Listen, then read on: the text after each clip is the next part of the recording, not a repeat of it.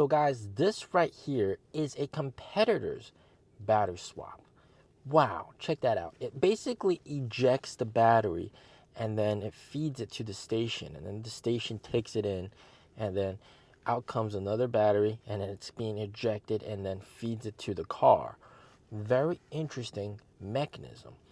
Now, I think by now you guys have realized that swapping isn't something that's unique. It's not like nobody else can't do it. All right, just like charging, everybody can do charging. Like swapping, everybody can do swapping. So the moat for NIO isn't actually just swap, it's more the number of swap stations. Because everybody can do swaps. Like in the US, everybody can do chargers. Ford can make lots of chargers, but because Tesla has an early start and has such an expansive network, and some of the best spots are actually taken by Tesla, then, well, it's kind of too late for them to jump in and build chargers themselves. So they are forced to pretty much adopt Tesla's system. Similar situation with NIO here in China. NIO isn't the only one doing swap. Other people are doing swap, like the one you saw in the video. There's also taxi companies doing swap, a lot of other companies doing swap. But the scale, right? The scale and the convenience factor, they haven't reached a critical point where a customer will say, hey, I'll buy this product because of that. Whereas NIO has, of course, achieved and surpassed that critical point. So people are buying their cars for battery swap.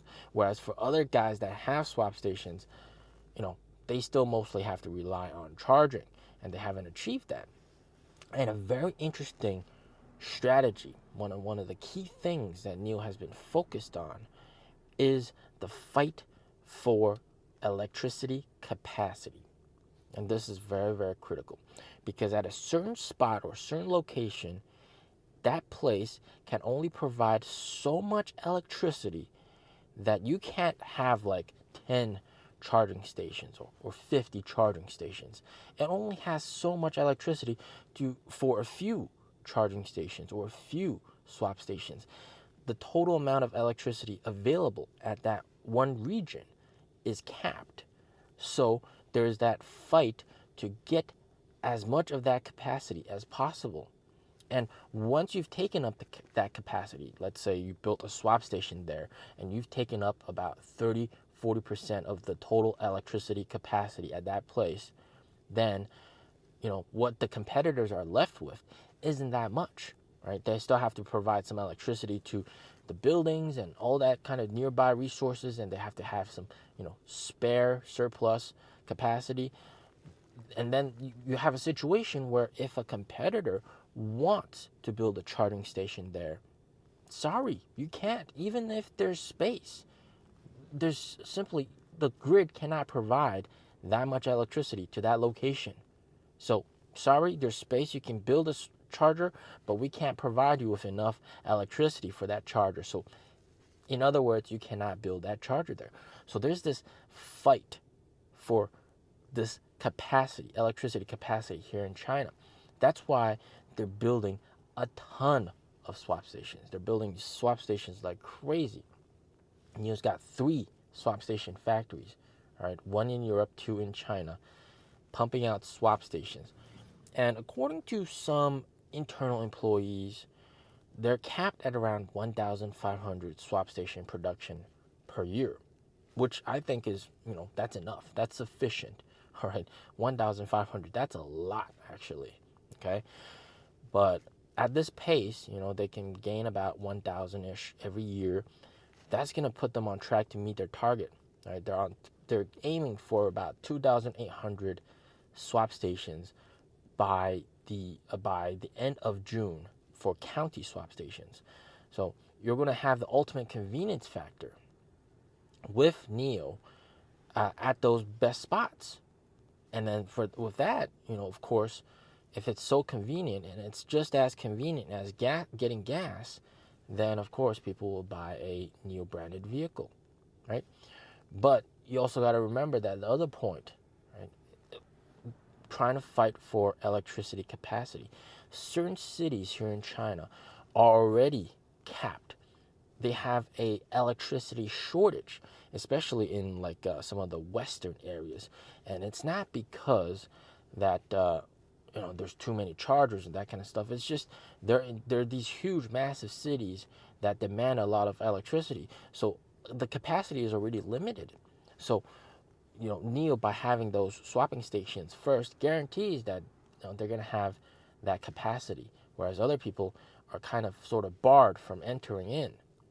Okay, so you have all these strategies coming together, and of course, let's not forget NIO has over 2,100 battery swap patents. So you're seeing that if someone else wants to do battery swap, they kind of have to do it a different way than how NIO does it, sort of like that ejecting the battery out the front.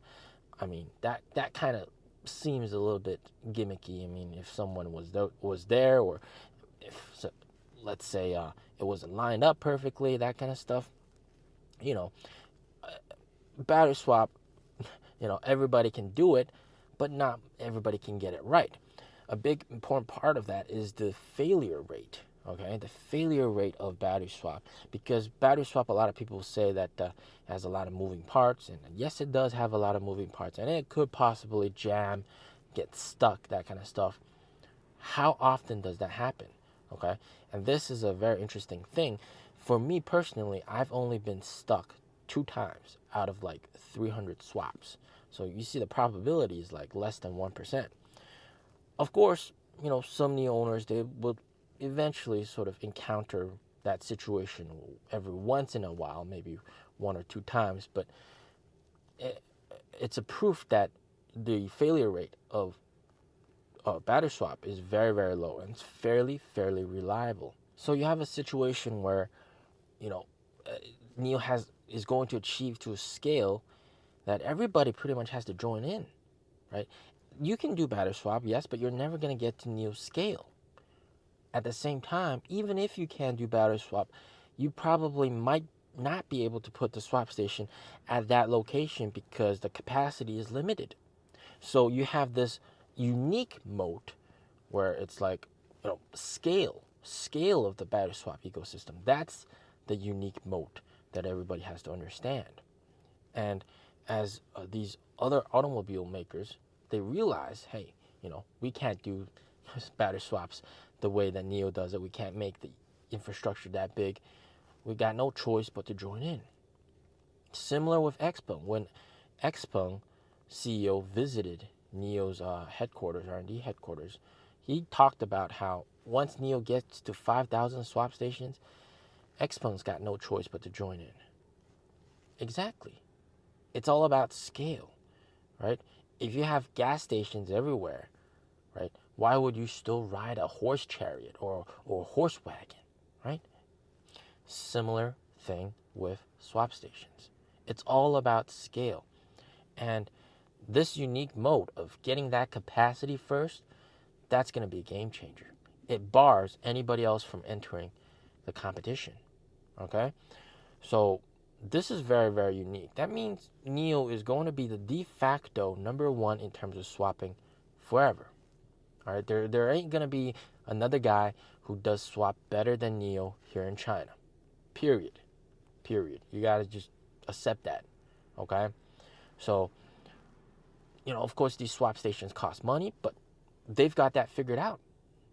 They're using other people's money to build those swap stations, investors' money.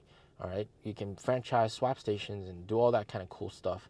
So I'm very bullish about this strategy going forward, and I hope that they can get as much of that electricity capacity taken by NIO throughout the years, so that even if somebody else wants to place a charging station there, they can't. NIO is the way to go. So very, very interesting.